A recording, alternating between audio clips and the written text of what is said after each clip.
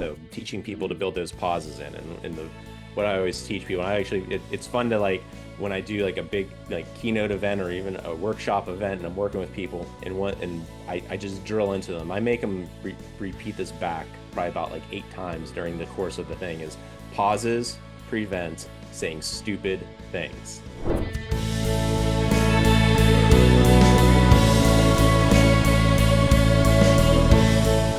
Hey, Uncommon Leaders, welcome back. This is the Uncommon Leader Podcast. I'm your host, John Gallagher, and I've got a great guest for you today. He's a second-time guest as well, so we'll talk about that just a little bit. John Mollura is a NASA rocket scientist turned photographer and now keynote speaker and executive coach as well. I'm looking forward to our conversation today.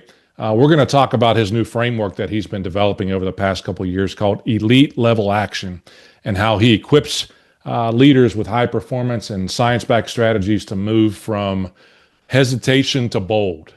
Confident action is what he's looking for in this space. I can't wait to hear not only how he does that, but how he's overcome some of these things in his journey, because he's talked about some of his challenges as well before and wrote about those, and we talked about on the last episode.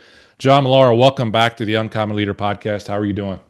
I'm well, my brother. Thank you for having me. It's good to be back after 2.5 years. You know, I looked at that as I prepared for the podcast. I'm like, how has it been 2.5 years since we've had that? And then, you know, you look at this 150 some episodes later, you know, we've grown. And maybe let's start right there, even before we get into elite level action in terms of what you're going to talk about. What's been going on in your life? How have you grown the last couple of years in your leadership journey? Yeah, when we talked last, and I think probably in the winter of 2023, I was just coming into my imposter syndrome talks, where I was just hitting stride with that, you know, helping people understand ways to not feel like a fraud, right? And it was starting to get traction, but it never really developed the traction that I thought it should.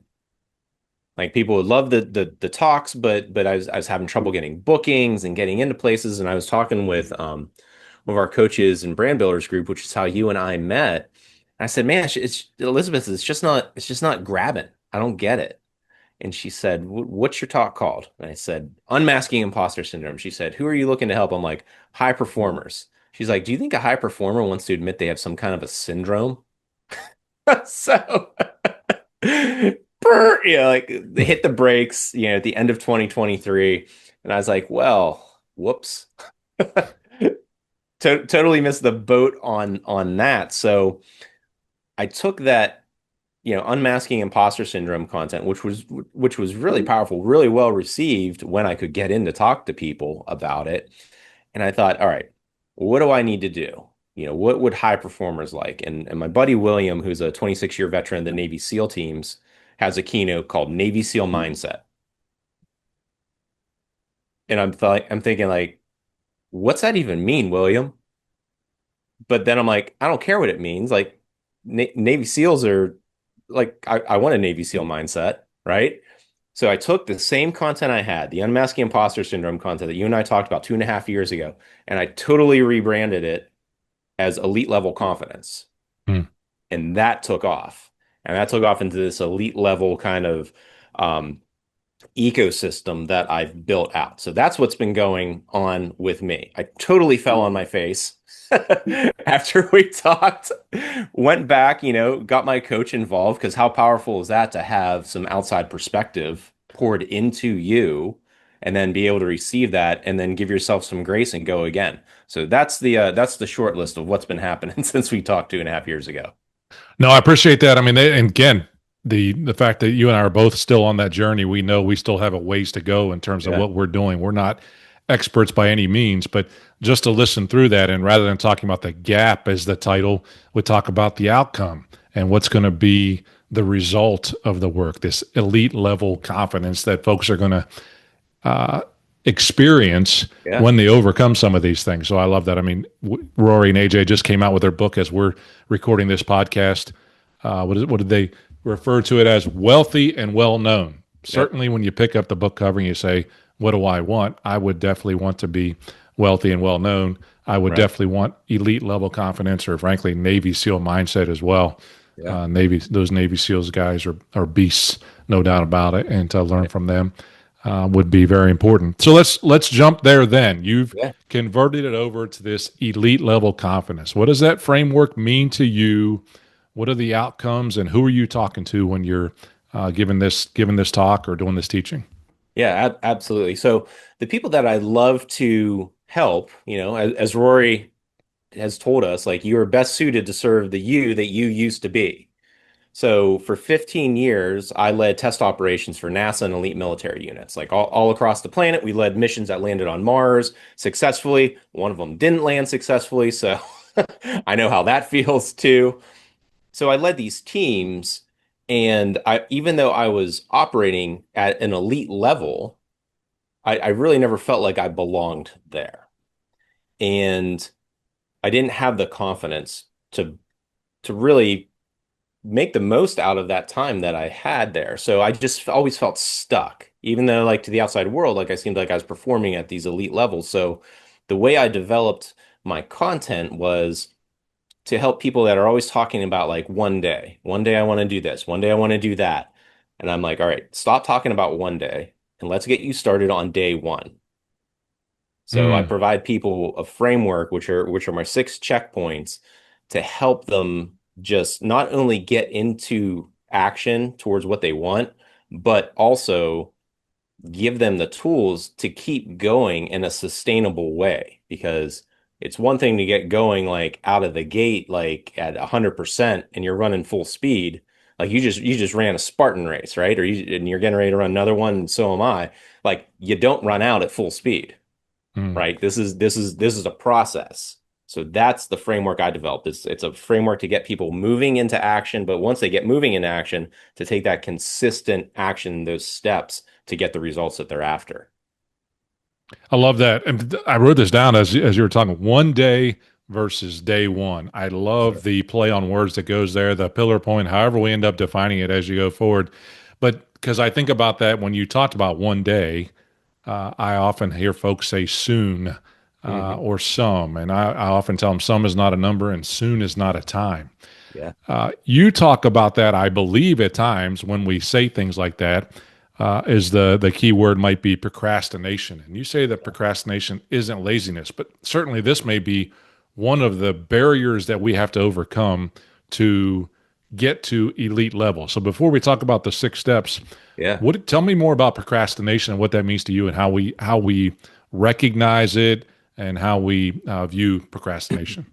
Right. So one of the ways that we view procrastination, and not only procrastination, I call these the big three: overthinking, perfectionism, and procrastination. I call them the big three, and I lump them all together and I say, OPP, yeah, you know me. Like overthinking, perfectionism, procrastination. The reason why I put them all together and call them the big three is because a lot of times people think like, oh, I'm just an overthinker, or I'm a perfectionist, or I'm a procrastinator.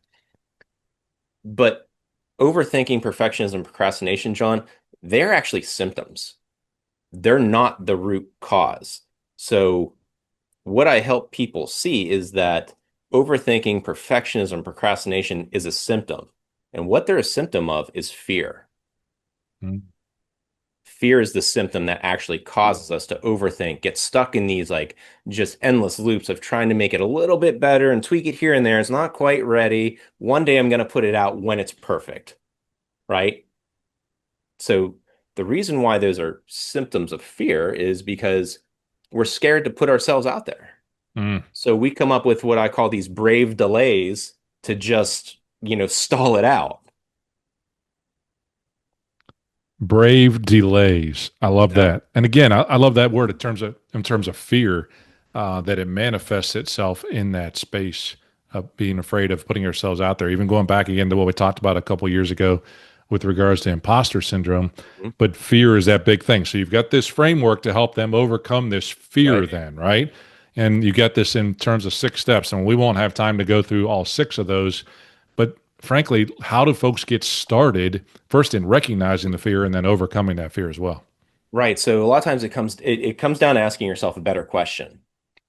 And a lot of times when we ask ourselves these questions of why can't I just get started? Why can't I just do this? Why do I think so much about this? Like those questions, like they just keep us stuck. So the better question to ask is, what am I scared of? Hmm. And drilling down to that, it might take a couple times. So I call it the five whys. And we're looking through these golden threads of themes throughout stuff. So if we keep drilling down and saying why, like let's say someone, like we were just talking about Spartan races, like let's say someone has a health goal that they're going after, and they're just procrastinating with walking 10 minutes a day, like that. Something always comes up. It's like, ask yourself, what are you scared of? Hmm. Like, well, I'm not When you scared think to about walk. fear and Yeah, in that, we talked about that yeah. 10,000 steps a day. Again, I wouldn't have thought 5 years ago that I ever would have considered signing up for a Spartan race. And then to realize, and again, I think that probably needing others to go along that journey has been very important. But that's 5 years that I lost. Hmm. You talk about the cost of procrastination. What's the actual cost of procrastinating that folks don't even realize? The biggest one is the mental load that we are taking on because of all the little things that we're not doing, like those are getting tucked away in our brain. And it's just cluttering up our brain. Like if we think of our brain like a computer, we've all had the computer that just has too many tabs open and it's just going so slow and you got to just, kind of reboot everything, right? Had too many tabs open on your phone and you got to reboot the phone. Our brain's like that. And all these little things that we procrastinate on, that I'll do those tomorrow. I'll do those one day, but here's the truth. Tomorrow never shows up wearing a cape to save the day, does it? Tomorrow's going to show up, wearing this like sleek kind of overcoat with all these tailored pockets where it's going to hide more excuses to hand to you and be like, here's your excuse today. You're off the hook. And those gloves that tomorrow's wearing, when it hands you these envelopes of all these excuses you get, those gloves are not because they're fashionable. Tomorrow's wearing those to keep its fingerprints off of your stolen time. The idea behind overcoming that cost and recognizing, in essence, defining what the reason for action is that you Hmm. need to take this elite level action. What do you see in your coaching of others and your conversations of others are things outside of that fear that just keep them from getting started? And what's the one way you overcame that fear to get Right. And started? and and again, it goes back to being aware of it, like being honest with yourself, be like, what am I really scared of? And when we can understand that the human brain hates change Hmm. just by nature, it associates change with danger. So I always say, like, change or danger is what your brain thinks every time you try to do something different. That's why your brain would rather keep you in something that is familiar but not serving you well.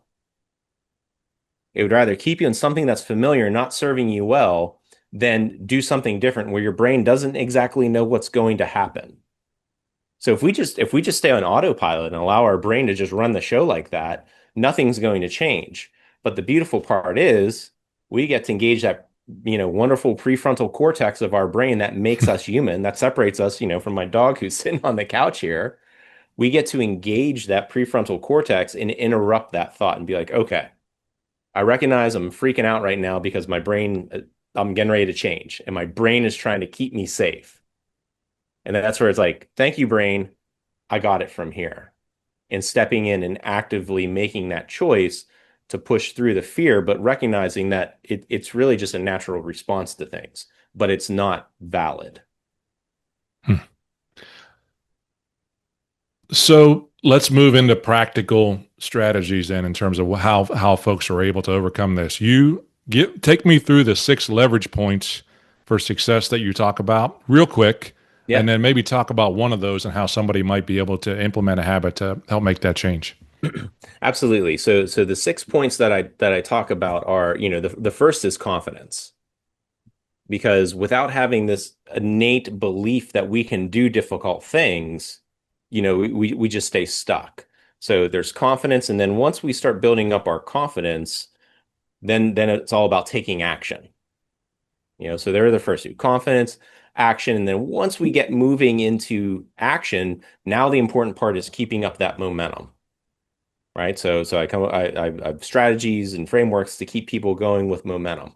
And then once we get moving, we're starting to build our confidence, we're taking action, we're starting to build up a head of steam, like a train. Now the important part is we got to keep our focus. Because you and I are both, big football fans. You know, you got WVU Mountaineers, Penn State Nittany Lions. My poor father had to go to University of Pittsburgh, but at least he got to play there. Last guy to wear Hmm. 33 before Tony Dorsett. And one of the things my dad always talked about with football was when you have the ball and you are going towards the end zone, you never, ever, ever look to the side to see who's beside you, and you never look behind you to see who's coming for you. He said that is the quickest way that you will lose the game and get dropped. And that is so much the way it is in our life, right? Like if we start taking action, building momentum, and all of a sudden you start looking like, oh, what's everyone else doing? Or, oh, wow, they're a little bit steps ahead. Well, guess what? You just you just got tackled, right? So Yep. that's why that fourth point that I have is maintaining focus on your actions.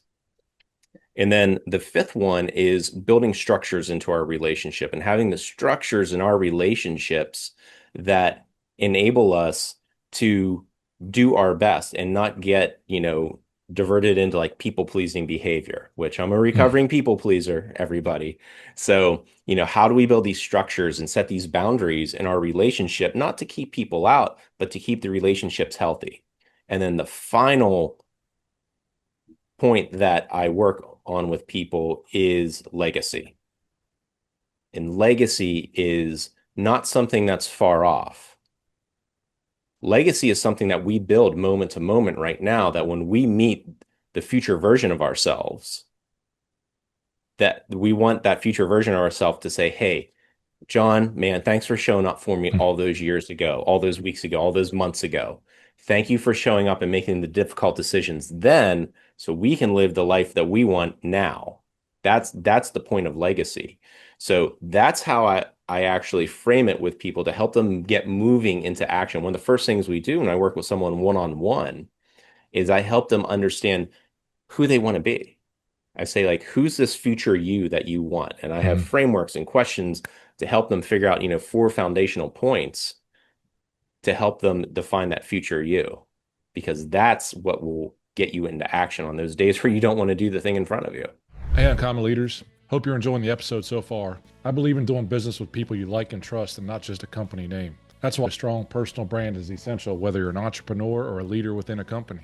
Brand Builders Group, the folks who have been helping me refine my own personal brand, are offering a free consultation call with one of their expert brand strategists. They'll help you identify your uniqueness, craft a compelling story, and develop a step-by-step plan to elevate your impact. So head on over to coachjohngallagher.com/BBG, as in Brand Builders Group, to schedule your free call and take the first step toward building a personal brand that gets you noticed for all the right reasons. That's coachjohngallagher.com/BBG. Now let's get back to the episode. I love the analogy you use on the focus as well, in terms of not looking to the side. Yeah. Just keep your eyes down the field and running straight down the field. And once you start to look to the side or what anyone else is doing, it can be something that is going to get you tackled. It's going to slow you down, whatever that is. So keeping your focus, and I Yep. would imagine some of the disciplines you've had to put in place to keep there, to keep you consistent, is very important Yeah. inside of that focus.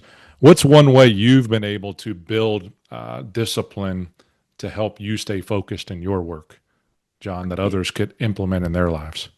Yeah, so with any of these points that we're talking about today, the biggest thing that we want to do is shift out of this mindset of autopilot that we're on, where we're just kind of bebopping along and doing everything like we normally do, and shift out of this mentality of just being on autopilot and being aware of things. And like this happened to me in the past 48 hours, right? Like I was on Instagram, someone popped up in my feed that I know. We're in similar spaces, and they had this whole post, and I'm like, how did they do that? And why am I stuck here? Hmm. And like I I had myself a little pity party. I went to negative town, for a while. Yep. So that was my automatic behavior. Like I was stressed about something else. I was tired. There was other things going on in my life, and like it just caught me. My guards were down. I took my eyes off the goal of where I want to go, which has nothing to do with this person at all. And I done got myself tackled. So the goal then is to switch, becoming aware of it. Realize Hmm. like, okay, right, I'm comparing myself to other people. And the important thing is once you become aware of something, is not to slide into judgment. We can be so judgmental of ourselves, right? And when you're aware and judgmental, that's when you can become like a really big critic. Hmm. I should be doing this. I shouldn't be doing that. I can't believe, yeah. So the goal is once we become aware, one of the frameworks I teach in my master class is shifting out of autopilot into awareness. And when you get into awareness, the opposite of judgment is being curious.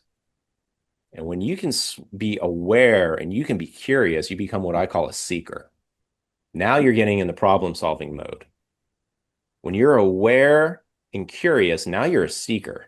And now you're going towards something, and now you're asking action-based questions. You're seeking for the truth. You're seeking for what's next. You're seeking what you want, and you're being aware and you're just being curious. There's no judgment. You talked about that story 48 hours ago. How did you become aware? How did you recognize it? Because it's probably a muscle you have to train. How did you do that? Absolutely.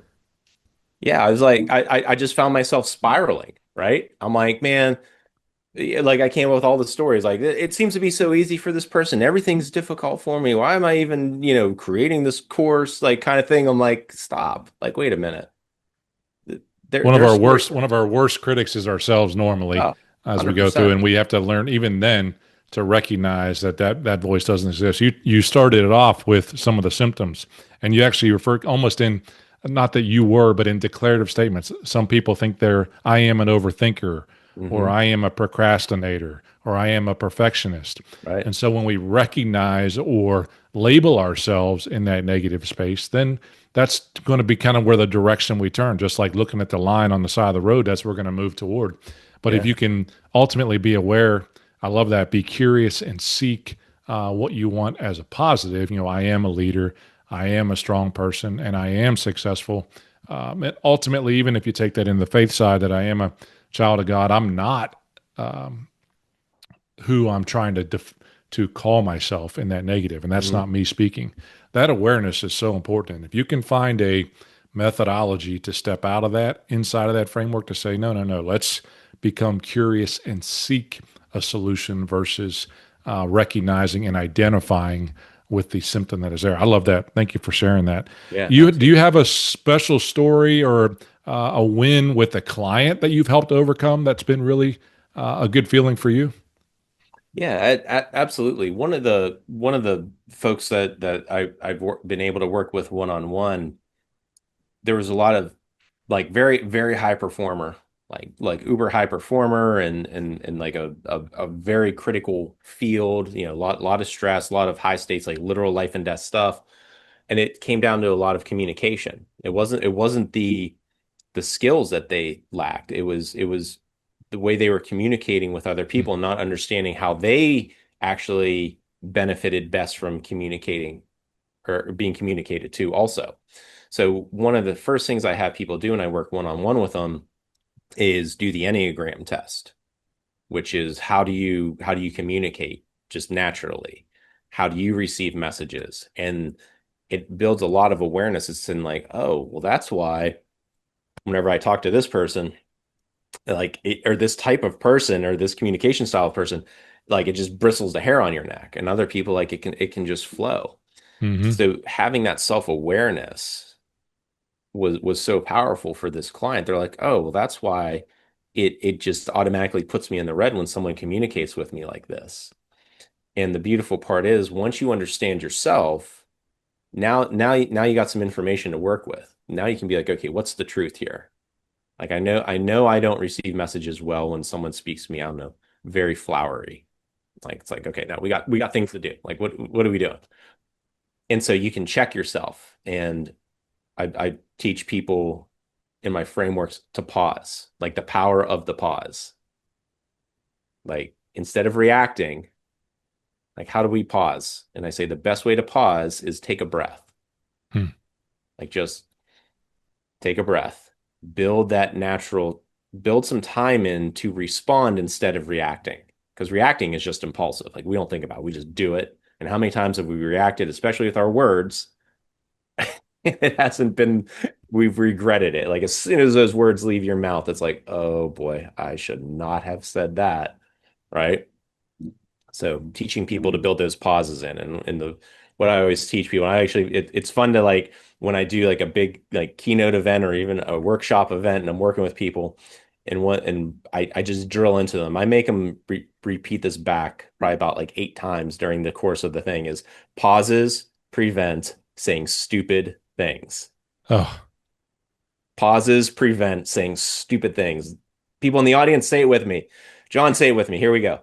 Pauses pauses prevent prevent saying saying stupid stupid things. things, right? Amen, brother. There's no doubt about it. Whether you call it the Abe Lincoln rule, where you don't hit that email send button, Uh, but pause because it can prevent a lot of problems in the future. hmm But once it comes out, it's hard to put it back in. It's just like that toothpaste that you try to put back in the tube. It does not work. It's already out there. I love that pause. It's there. As you were saying that, I'm in the back of my mind recognizing, hey, I've done the Enneagram test, and I tend to smile when I read the differences inside of those things, and just smile and say, so that's why I feel this way. It's not Yeah. really that I'm a bad person or a good person here. Yeah. It's just that I respond as this type in certain ways. And to your point, that awareness is so important. I appreciate you share that. Pauses Absolutely. prevent saying stupid things. That will stick with me for a while, no doubt about it, and being able Awesome. to use that. The last step that I find fascinating too, or of the 6 steps, is legacy. Hmm. And you're reaching your future potential and what that means. Yeah. You talk a lot about intention of doing good in the world.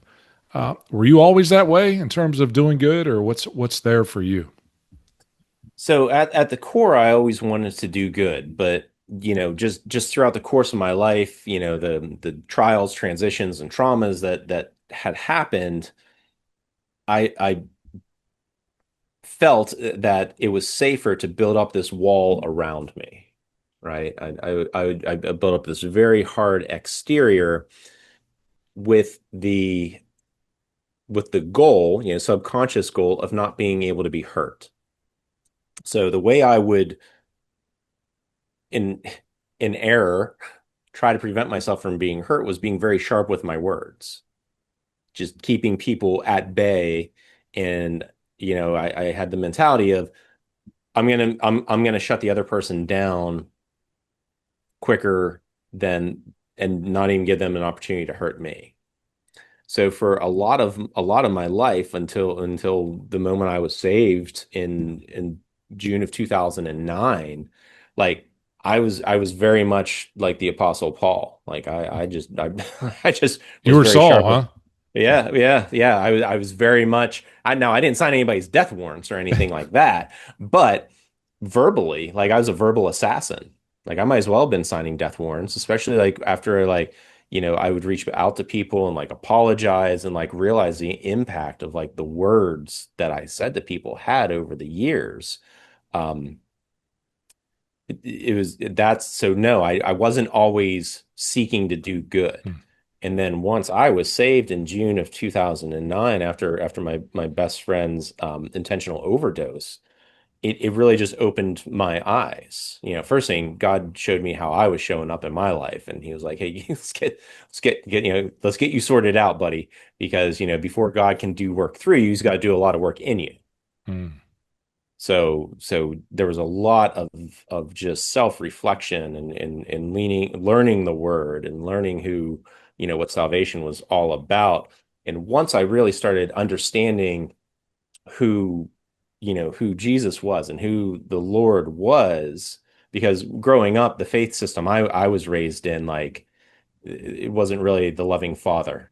It was how can religion be used to make you feel bad about yourself to have you fall Hmm. in line. That was the message I got.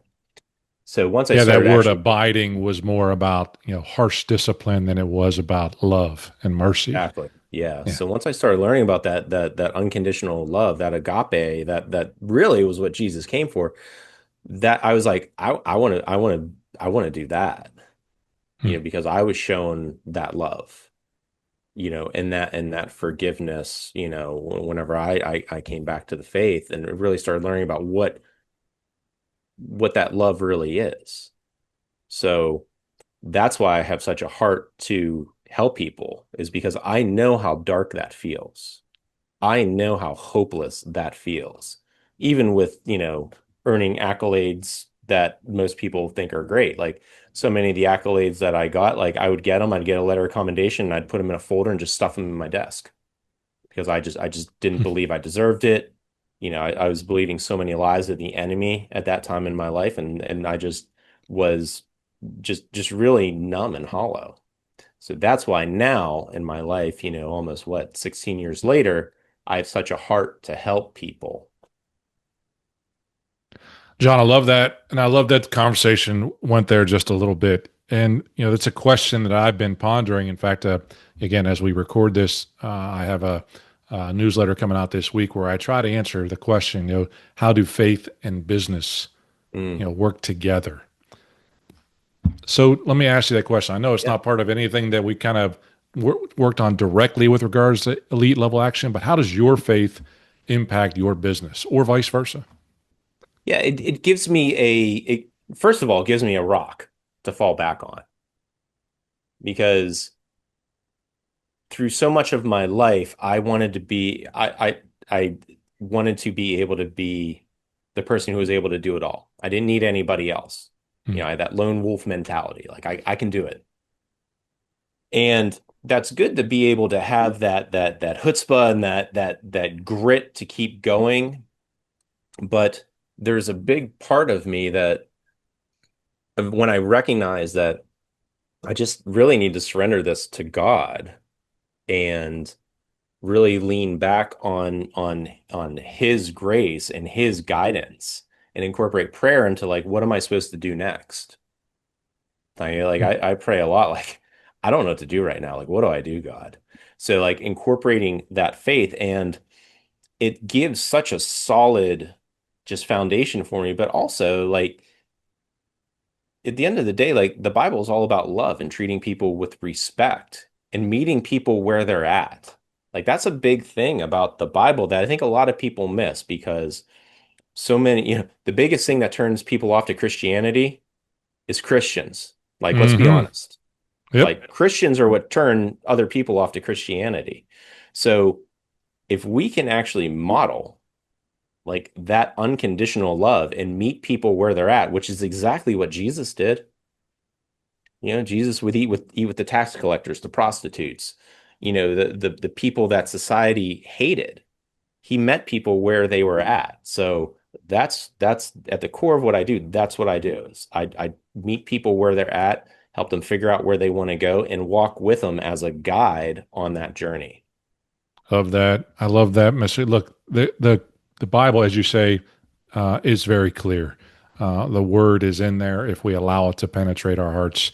Jesus said it all comes down to really the two laws. That's to love God with all your heart, all your mind, and all your soul, and to love your neighbor as Hmm. yourself in terms of understanding that. Those two things. And if we can do those two things as human beings, as Christians, the world would be a much better place. Amen. Recognizing that none of us are perfect. Back to all the way back to the beginning of talking about perfectionism and wanting to be perfect. We're not perfect.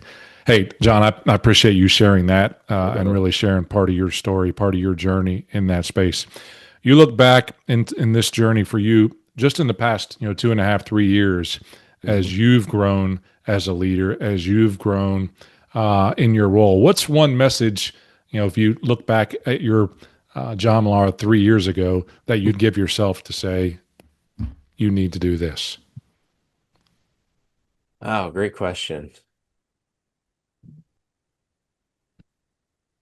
One of my one of someone who's become a mentor to me, Pastor Ken Burns. When I talked with him, where I was 3 years ago, I was still doing photography, and things just weren't working. Like no matter what I did, it didn't seem to work. And so I did what I always do. I tried harder, right? You sign Hmm. up for the next course, you invest, you do more marketing, you do more things. And what Ken told me was, and this is like a couple months ago, like I wish I had this information back then. He said, John, you got to recognize when you're experiencing spiritual pullback. And I said, what the heck does that mean, Ken? He said, he said, you have to be aware, going back to that awareness of what's going on around you and have that curiosity to realize if things like are not working out in one area of your life, he's like, think of it like a faucet. God's turning that faucet back because guess what? He needs you to wake up and start moving into something else. So if I had had that framework that Ken shared with me a few months ago, a few years ago, that would have reduced a lot of just turmoil. It would have put me into a space of curiosity of like, okay, what's God trying to teach me here? What's God trying to call me to now? Instead of just being like, just being like, oh, I'm not getting anywhere on the hamster wheel. Well, let me run a little bit faster, right? And then eventually put me in a place where like I burned out. I was like, I did get rid of my photography studio. So like, I wish I had that information of if you're experiencing a spiritual pullback, start being curious about and leaning into and asking God where you Mm. need to go next. I love that because again, the picture that I had was actually pushing against this door so hard that I'm going to make this work no matter what. And God's standing over here on the other side saying, "Hey, John, I'm over here. Yeah. This door's wide open, man, and this is the door I'm taking you through.